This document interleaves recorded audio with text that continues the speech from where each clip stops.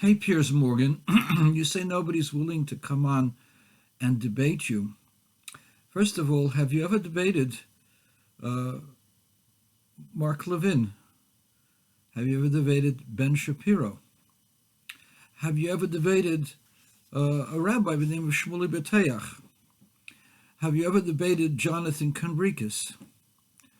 The problem with you is that you're a blowhard that doesn't particularly like Jews, and you go ahead and you create a a a a, a monologue that's just not true. I'm a rabbi in Farmington Hills, 79 years old. I know better what's going on than you do. I have nephews and nieces who fought in the IDF. I have a nephew who was involved in the attack in Jenin, where his group was ambushed. He almost died. The only reason he didn't die is because the sniper shooting on top hit his rifle. The rifle exploded, and exploded. He fell down, injured. They thought he'd killed him, and so they started shooting somebody else, and they were able to pull him out. So I know a little bit about what goes on in those places.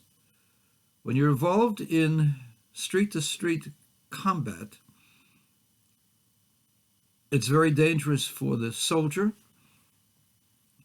and the soldier has to protect himself. And if somebody's shooting at you, you shoot back. And you can't help it. You got to get rid of the guy who's got a gun. And he's hiding behind women and children, but you got to kill him, because otherwise you're dead. That's the reality of combat in house to house. You know, you talk about the enormous amount of deaths. I don't know where you get your figures from.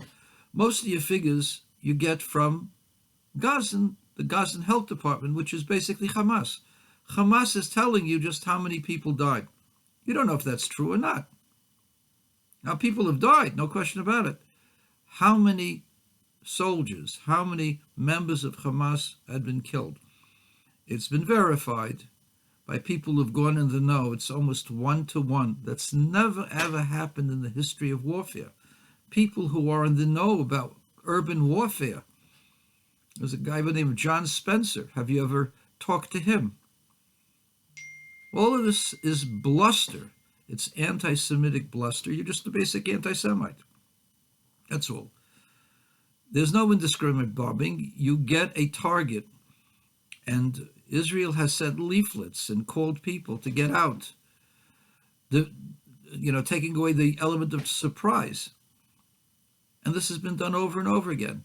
This is what happens in a war, in an urban war. You know that. You don't even want to acknowledge that. What are you talking about that Britain would never stand for this? What happened in World War II? You went through city after city. You bombed Dresden into oblivion. You killed almost 250,000 people in a couple of nights. First the British, then the United States. Bombed Dresden, and there was no purpose in Dresden. There were no army people in Dresden. You went through Germany, and you did not stop until there was absolute 100% surrender. And you didn't worry about how many people who were being killed. There's going to be more Nazis.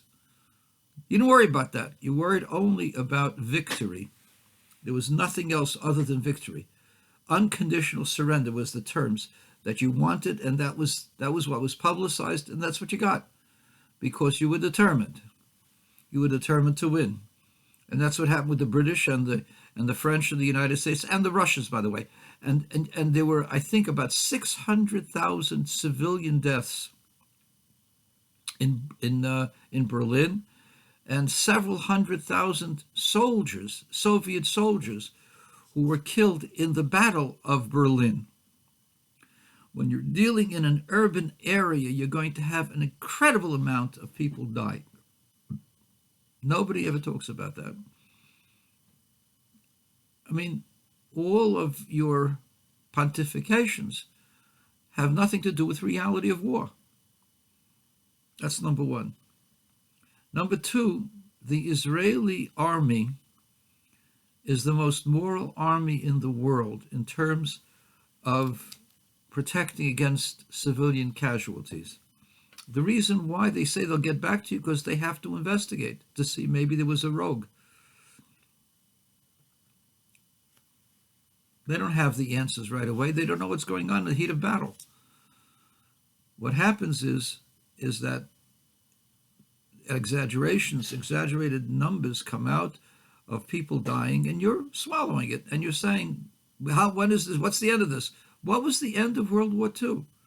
How many people had to die before World War II was over? The answer is as many as it took to get rid of the Nazis. And the same thing is true. Why don't you give Israel the same credit, the same leeway that you give yourself and the Americans and the Russians who were fighting the Nazis? When is the war over? When the Nazis give up, when they surrender unconditionally, when they put down their arms. That's when the war was over. The same thing happened with Japan. They didn't stop the bombing. Remember, there were tens of thousands, maybe hundreds of thousands of casualties on the Japanese side when they defended their islands, Okinawa and other places. Did you say, oh, this is incredible, this is indiscriminate? There were hundreds of thousands of people killed in Tokyo. 50,000 in one night by Jimmy Doolittle. Did very little, militarily. But he had a bombing raid. Bombing raids over Tokyo. Bombing raids before they had the destruction of Hiroshima and Nagasaki. Estimates are that there were more people died in the regular bombing raids than in those two places. The only thing was it was utter destruction with one bomb. That's what caused them to capitulate. But if they didn't capitulate, what would have happened? Piers, what would have happened? You know what would have happened? The Americans would have attacked Japan. They probably would have lost 1 million. We probably would have lost 1 million men, and they probably would have been about 10 million Japanese dead, soldiers as well as civilians. That's what would have happened. You don't even think about that because you're an anti-Semite. And I'm not afraid to debate you, by the way. You're a person with so much knowledge about what's going on. And I'm just a little rabbi in Farmington Hills. I'll take you on. But there are other people that can debate you much better than I. Mark Levin and Ben Shapiro. Why don't you take them on? Piers. The answer is you can't stand up to them. So you take on little lightweights and you say what you say, stupid things that you say. But they're hateful things that you say. The only reason why you're saying what you're saying is because there's a dirty little secret. The dirty little secret is the world doesn't want Israel to win. The world wants Israel to capitulate. The world wants the so-called two-state solution, knowing full well that the two-state solution is just about as good as the Vietnam peace negotiated with Ho Chi Minh and Henry Kissinger. And everybody knew that it wasn't going to last. They knew that the North Vietnamese were going to attack and were going to take over, and that Saigon will fall. But they got a Nobel Peace Prize for that, right? It's all BS.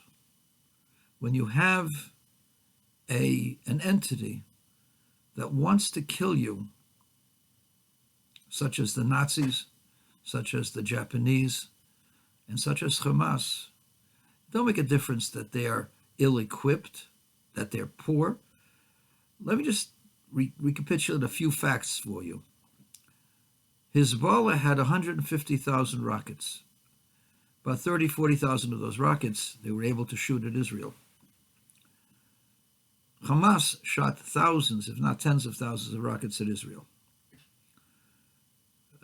The Iranians shot about 1,000 missiles at Israel, 1,000 rockets and missiles and drones, more than that, and drones, a couple of thousand total at Israel. The Houthis shot at Israel, shooting at Israel.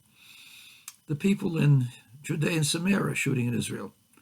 That's got nothing to do with the war in Gaza. It has everything to do with the fact that the Muslims want to destroy Israel because, according to radical Islam, the Jews have to disappear one way or another. They either will accept Islam, they will pay the Jazeera tax temporarily until they kill them, or they will die. Those are the three options that are given. And that's what Hamas believes in, that's what the Houthis believe in, that's what Hezbollah believes in, and that's what the Iranians believe in, and that's what the people in Gaza believe, by the way. They supported not 10-7, they supported what Hamas did. They support the Hamas people. They're not just innocent civilians. I've seen videos of little children who are obviously not soldiers get up and say that they want to kill Israel, that they want to die as a martyr as long as they kill Jews. That's what they're taught at age 2 and 3. You don't know what the heck you're talking about. You're just a blowhard that happens to be a secret anti-Semite. That's my opinion. Prove me wrong.